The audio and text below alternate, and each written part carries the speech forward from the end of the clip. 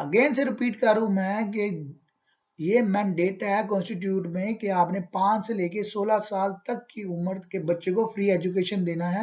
ये आपके millennium development goals हैं, ये पाकिस्तान की कि एजुकेशन फॉर ऑल आपने कमिटमेंट करनी है। The goal under vision 2030 is one curriculum, क्या कि एक ही करिकुलम होना चाहिए, गवर्नमेंट है प्राइवेट है जिस मर्जी लेवल का, and one national examination system, और एक एग्जामिनेशन नेशनल सिस्टम होना चाहिए under state responsibility. These strategies charted out the achieve the goal included, क्या उस गोल के अंदर इंक्लूड है? Number one, increasing public expenditure on education and skills generation from 2.7% of GDP to 5% by 2010 and 7% by 2015। कि आपकी जो एजुकेशन है GDP का ग्रोथ रेट क्या करना है, 2.7 से लेके इसे 5% लेके आना है, और 7 2010 तक, और 7 लेके ना 2015 तक। नेक्स्ट क्या था? Enhance the scale and quality of education in general and the scale and quality of scientific technical education in Pakistan in particular. अब टेक्निकल एजुकेशन पाकिस्तान में क्या है, कौन करवा रहा है? जैसे टफ्टा करवा रहा है, पाईटेक करवा रहा है, नेफ्टा करवा रहा है, डिजी स्किल्स भी आपको टेक्निकल स्किल्स, डिजी स्किल्स प्रोवाइड कर रहा है। बहुत से ऐसे इंस्टीट्यूट हैं जो आपको टेक्निकल स्किल्स भी प्रोवाइड कर रहे हैं। अब प्लान तो हो गया, चीजें तो होगी, गोल्स तो बन गए, लेकिन उसको सोल्व करने के लिए मसले मसाइल भी तो आते हैं। वो मसले मसाइल क्या है, वो प्रॉब्लम्स क्या है? चले आते हैं जनाब, हम मसले मसाइल डिस्कस करते हैं। Problems, lack of proper planning, आपकी जो प्रॉपर प्लानिंग है वो नहीं होती, उसमें कमी होती है। सोशल कंस्ट्रेंट्स, बहुत ज्यादा सोशल कंस्ट्रेंट्स होती हैं, बंदिशें होती हैं, लिमिटेशंस होती हैं, जो चीजें आप नहीं कर पाते। जेंडर गैप, जेंडर गैप क्या, मेल फीमेल, यहाँ पे जैसे हमारे जो कल्चर है इसे अच्छा नहीं समझा जाता बहुत सी जगह पे, जैसे देहातों में और शहरों में, इवन के शहरों में भी अब तो ये कल्चर है।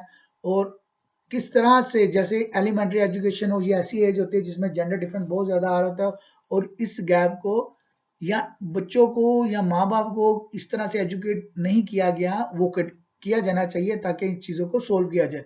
कॉस्ट ऑफ एजुकेशन ये बहुत मैटर करती है, जो लोग अफोर्ड नहीं कर पाते या जो हमने प्लान किया हो तो उसके मुताबिक तो वो ड्रॉप कर देते हैं।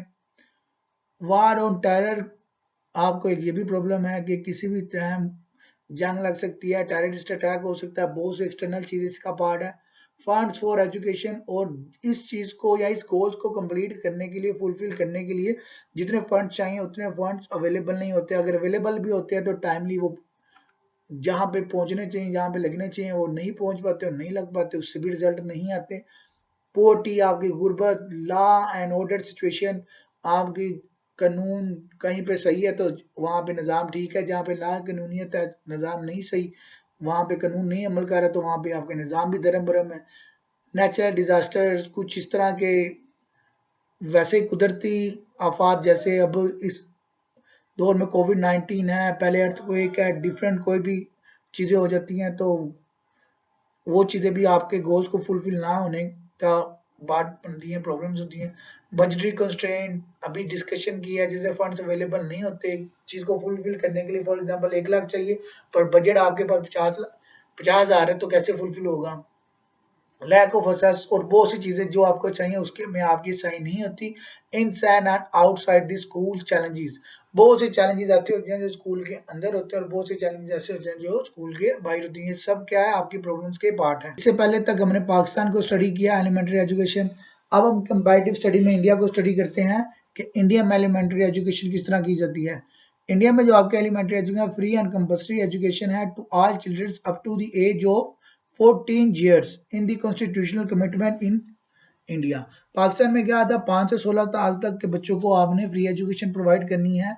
इंडिया में क्या है कि 14 साल की उम्र तक उनका कॉन्स्टिट्यूशन है कि आपने फ्री एजुकेशन प्रोवाइड करनी है।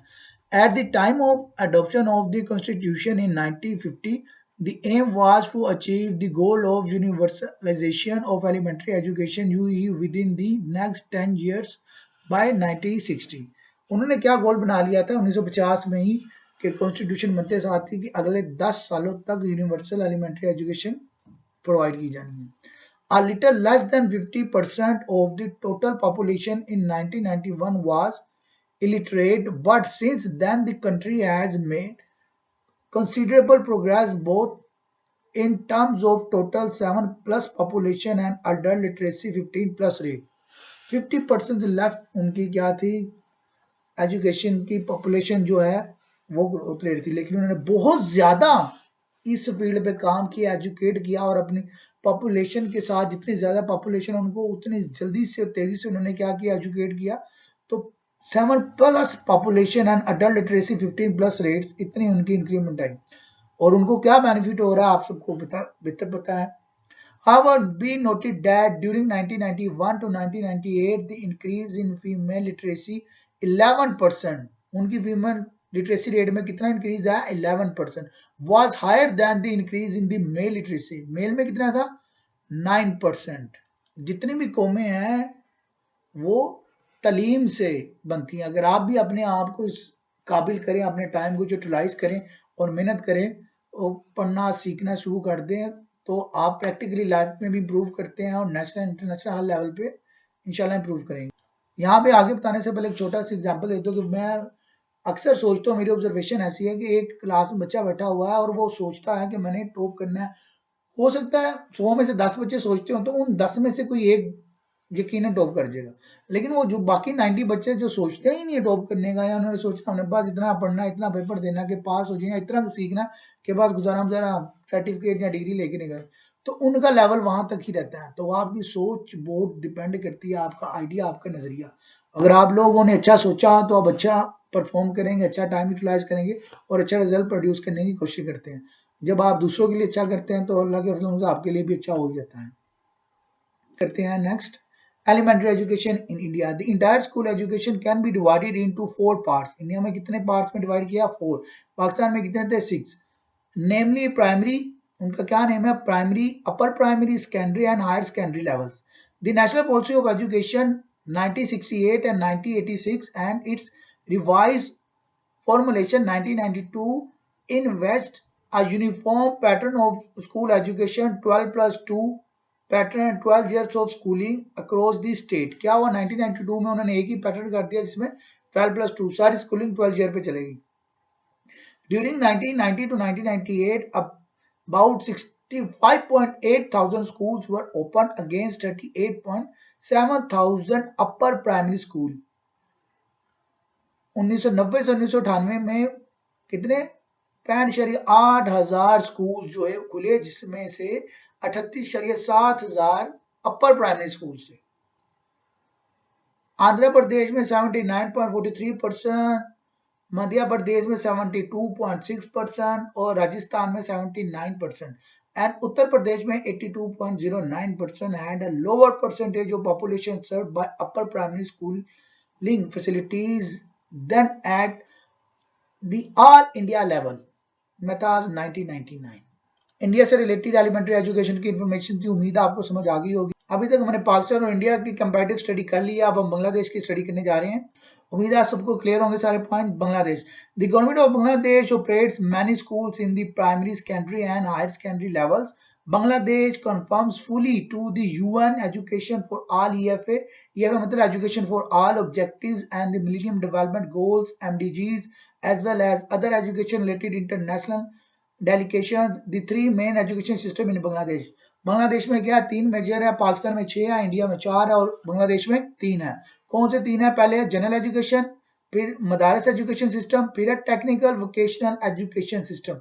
Each of these 3 main system is divided into 3 levels. इनके कितने लेवल है, 3 लेवल है, 3 ही सिस्टम है, 3 ही सिस्टम है, कौन लेवल है, कौन से 3 सिस्टम है, जनरल, मदारस और टेक्निकल। लेवल क्या, प्राइमरी लेवल 1 से लेके 8 तक, सेकेंडरी लेवल 9 to 12, आगे टेरिटरी यानी कि जो कॉलेज और यूनिवर्सिटी।